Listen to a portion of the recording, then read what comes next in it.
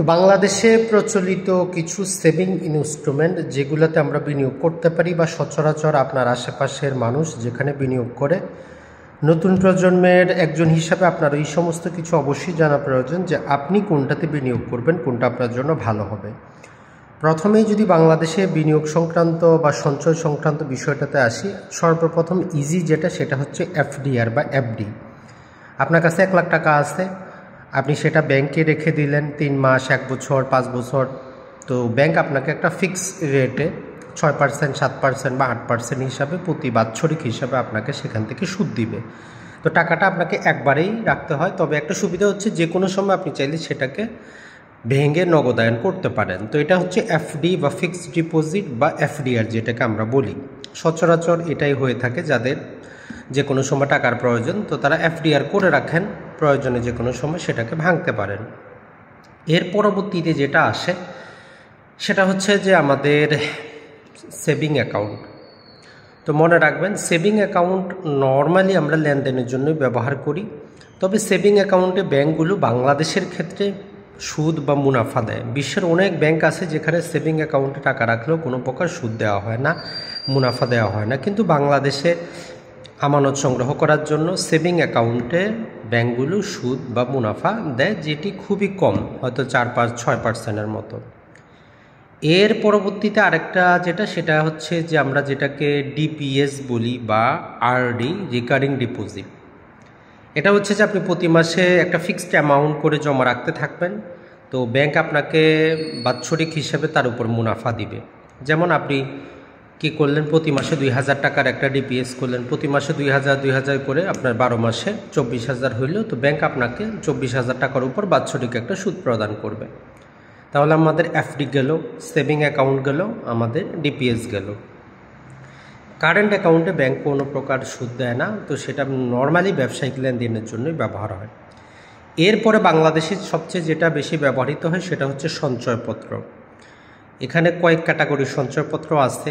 যারা সরকারি চাকরি থেকে অবসর নেন, পেনশনারদের জন্য এক প্রকার সঞ্চয়পত্র, মহিলাদের জন্য যেটা পারিবারিক সঞ্চয়পত্র আছে।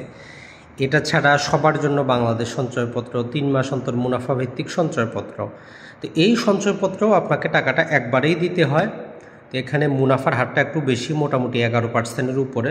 সরকার এটার উপর বিভিন্ন অবস্থার উপর ভিত্তি করে 10% ট্যাক্স কেটে বাকি টাকাটা আপনাকে দেয়।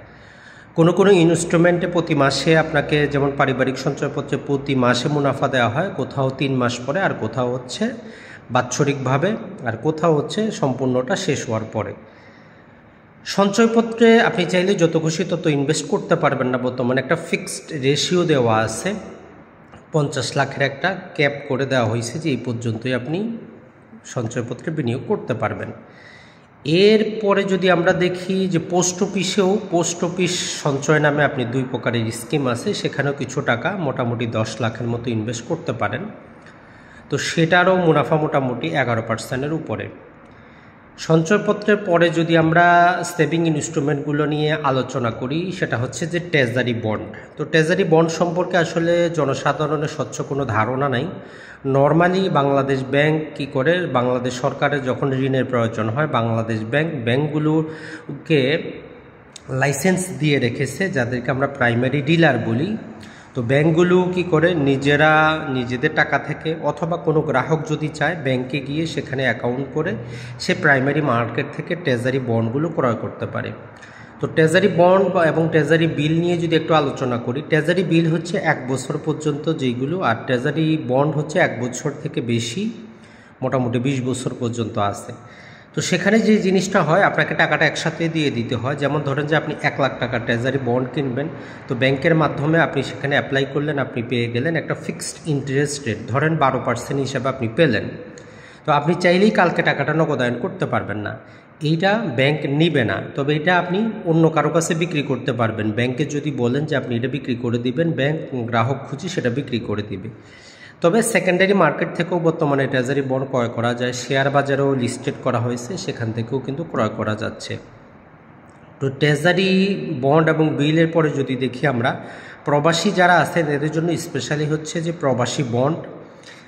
যাকে আমরা ওয়েজ আন্ডার ডেভেলপমেন্ট বন্ড বলি, এটাতে পূর্বে নানা প্রকার সুবিধা ছিল, তবে এখন বর্তমানে আনলিমিটেড করা হয়েছে। মোটামুটি 12% মতো সেখানে সুদ দেওয়া আছে, তবে কোনো প্রকার আয়কর কাটে না।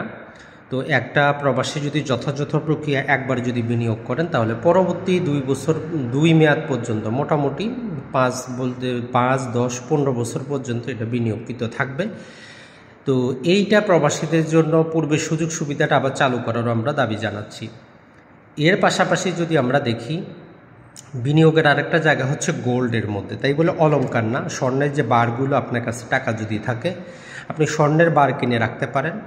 বাংলাদেশে একটা কথা মনে রাখবেন, বাংলাদেশে যেই কাঁচা গোল্ডগুলো পাওয়া যায় তাঁতিবাজারে, 22 ক্যারেটের স্বর্ণের চাইতে 24 ক্যারেটের যে গোল্ডগুলো, এগুলোর দাম কিন্তু কম।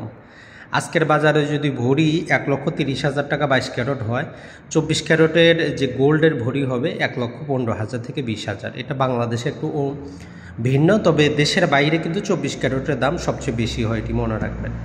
আর সবচেয়ে ভালো বিনিয়োগ যেটা, সেটা হচ্ছে কোনো প্রকার জায়গা জমি অথবা ফ্ল্যাটে যদি আপনি মালিকানা দেখে সমস্ত কিছু যাচাই বাছাই করে বিনিয়োগ যদি করতে পারেন, ওইটা আপনাকে মোটামুটি যদি আপনি ভালো পজিশনে জায়গা নিতে পারেন, 1 বছরে আপনাকে 2 গুণ 3 গুণ 4 গুণও মুনাফা কিন্তু দিবে। তো এই বিনিয়োগ সংক্রান্ত বিষয়গুলো আমাদের চ্যানেলে আমরা অসংখ্য ভিডিও আপলোড করেছি, আপনারা সেখান থেকে দেখবেন, উপকৃত হবেন। নতুন বছর আমরা নতুন ভিডিও নিয়ে আসবো। সাতকাহনের সাথে থাকার জন্য আপনাদেরকে অসংখ্য ধন্যবাদ। আসসালামু আলাইকুম।